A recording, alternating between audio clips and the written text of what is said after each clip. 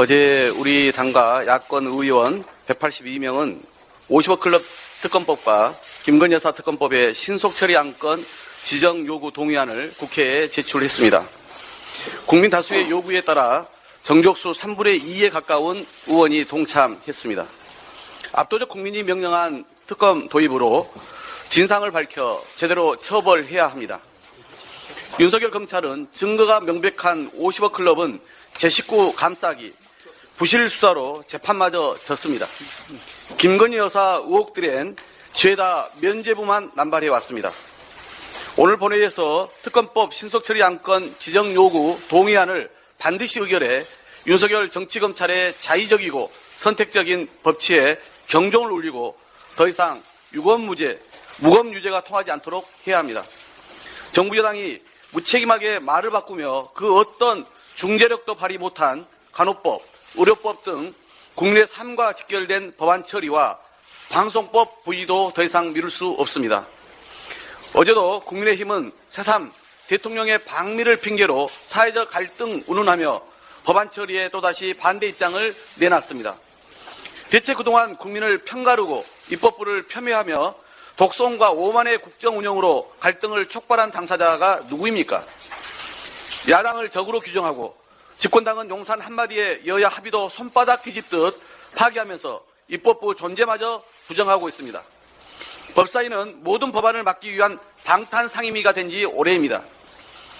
민주당은 국민 다수가 지지하는데도 여당 목리에 발목 잡힌 법안들을 엄선해서 국회법에 따라 처리 절차를 밟아왔습니다.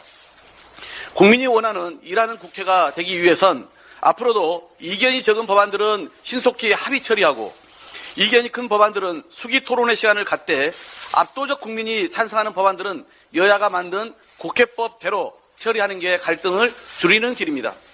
시급한 전세사기 피해 대책법도 민주당은 더 속도를 내서 처리하겠습니다. 친구가 친구를 염탐하는가라는 MBC 인터뷰에서 윤석열 대통령은 신뢰가 있다면 흔들리지 않는다며 끝내 미 정부의 대통령실 도청에 면죄부를 줬습니다. 최악의 시나리오는 그대로 현실화되었습니다. 이번 한미 정상회담은 단순한 국빈 방문에 그쳐서는 안 된다고 그토록 강조했지만 의전과 한대를 대가로 철저히 국익과 실리를 내준 회담이 된 셈입니다. 한미 정상은 오늘 새벽 워싱턴 선언을 발표했습니다. 북핵에 대한 미국의 공약을 선언문으로 명시하고 핵과 전략기획을 담당하는 공동협의체를 만들어 한국에 대한 확장 억제 신뢰도를 높이기로 했다는 것입니다. 하지만 안보 전문가들은 기본적으로 2021년 한미 정상회담에서 진전된 것이 없으며 기존 미국의 해구산 정책과 크게 달라진 게 무엇인지 되묻고 있습니다. 민주당은 이번 회담에서 반드시 3대 의제를 관철하라고 요구해왔습니다. 그러나 출발 전부터 윤석열 대통령이 외신 인터뷰를 통해 설화를 일으키며 처음부터 논의의 중심축이 미국이 원하는 대로 옮겨졌습니다. 북핵, 우크라이나 무기 지원 요청 등 안보 이슈가 주 의제가 된 것입니다. 첫날 대통령실이 넷플릭스 투자 등을 요란하게 홍보했지만 이는 올해 초부터 국내 언론에 보도되었던 만큼 이미 예정됐던 사안으로 순수한 순방의 성과라 하기 어렵습니다.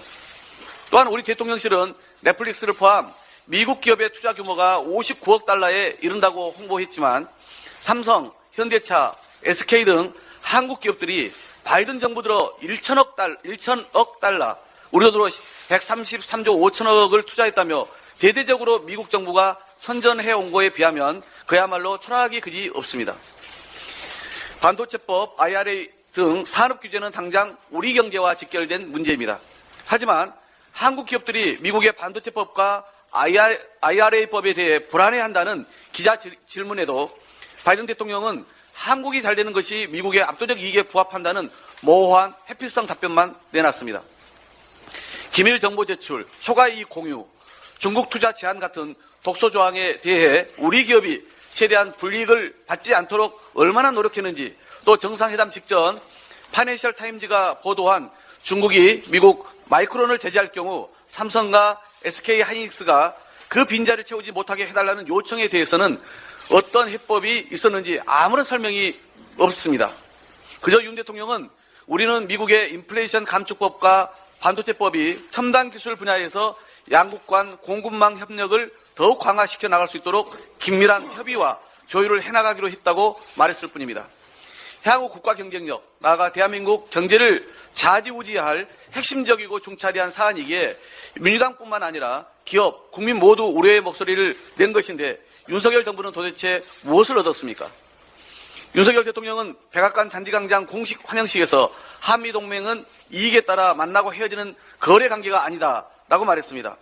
바이든 대통령은 심지어 윤석열 대통령 순방 일정 중에 재선 도전을 공식 선언하기도 했습니다. 부디 미국 정부가 한국 정부를 들러리쯤으로 여기는 것이 아니길 바랍니다. 또한 윤석열 대통령이 말하는 자유라는 보편적 가치를 수호하기 위한 가치 동맹이라는 화려한 수사가 결국 국익과 국민의 기대를 모두 수포로 만들어야 얻을 수 있는 것이 아니기를 바랍니다. 미국의 국익은 분명한데 우리 국익은 흐릿할 뿐입니다. 국민은 이런 퍼주기 외교를 대체 얼마나 더 용인해야 하는지 묻고 있습니다.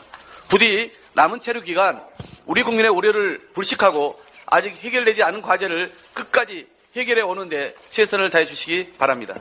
이상입니다.